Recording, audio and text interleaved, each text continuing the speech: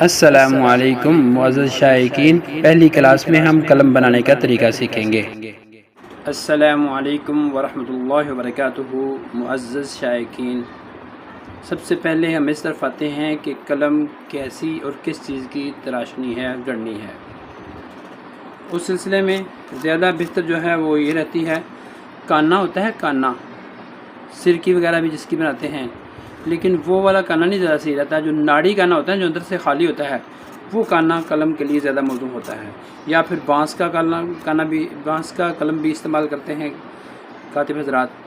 تو آپ نے اس انداز سے تراشنا ہے کہ بہت زیادہ اس کا یہ والا حصہ لمبا بھی نہیں ہونا چاہیے اور بہت زیادہ ٹھگنا بھی نہیں ہونا چاہیے۔ ایسے کر کے اس کو تراشیں، اس کا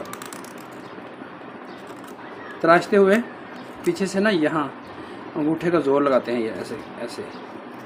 اس سے فائدہ یہ ہوتا ہے کہ ایسے ایسے کر کے سیدھا کٹیں تو خطرہ ہوتا ہے کہ قلم جو ہے نا وہ جہاں سے ضرورت ہے وہاں سے بھی نہ کٹ جائے کہیں سے، اس لیے ایسے کاٹتے ہیں کہ آرام سے کٹے، اپنے حساب سے آدمی زور لگائے، اور قلم کو وہ زیادہ یہ حصہ لمبا بھی نہیں کرتے اس کا، وہ بہت زیادہ چھوٹا بھی لگتے۔ دیکھیے یوں جی۔ تو اس حصے کو بہت زیادہ باریک بھی نہیں کرنا اور بہت زیادہ موٹا بھی نہیں رہنے دینا، نارمل سا ہو، اور اس ایسے کر کے نا ذرا کر دینا کہ یہاں بریں سی بنی ہوتی ہیں وہ ختم ہو جائیں کر کے، پھر آپ اس کو کینچی سے کت لگائیں گے۔ تو اس طرح کر کے کینچی سے بھی کت لگا سکتے ہیں، یوں، اور یوں کسی سخت اور ہارڈ چیز پہ رکھ کر، یوں چھری رکھ کر اس طرح بھی کت لگا سکتے ہیں، یوں۔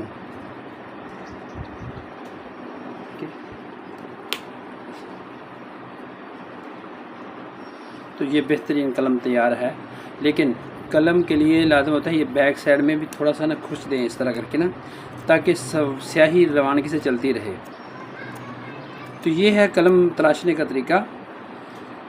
اگر قلم میں یہ چیز ساتھ بنا دی جائے بیک سائڈ میں، تو صحیح جو ہے نا وہ صحیح طرح پھسل کے آتی رہتی ہے، اور بجائے یکدم صحیح پھینکنے کی بجائے آہستہ آہستہ کر کے ضرورت کے حساب سے نیچے صحیح آتی رہتی ہے۔ یہ ہے قلم تراشنے کا طریقہ۔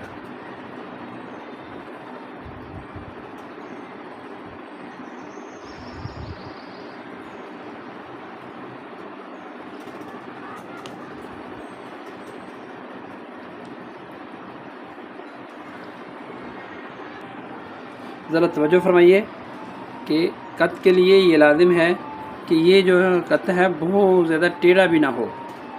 یہ ذرا قریب کر کے آپ کو دکھاتا ہوں، بہت زیادہ ٹیڑھا بھی نہ ہو اور بالکل سیدھا بھی نہ ہو، بس اتنا سا فرق ہے کہ اردو کے لیے تھوڑا سا ٹیڑھا کافی ہے، اور عربی کے لیے ذرا زیادہ ٹیڑھا ہونا زیادہ مفید رہتا ہے۔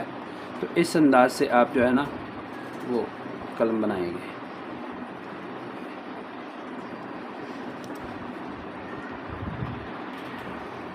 انشاءاللہ العزیز کل ہم قلم پکڑنے کا طریقہ، بیٹھنے کا طریقہ، اور کاپی اور جو ہے نا وہ پیڈ وغیرہ پکڑنے کا طریقہ وہ انشاءاللہ العزیز سیکھیں گے۔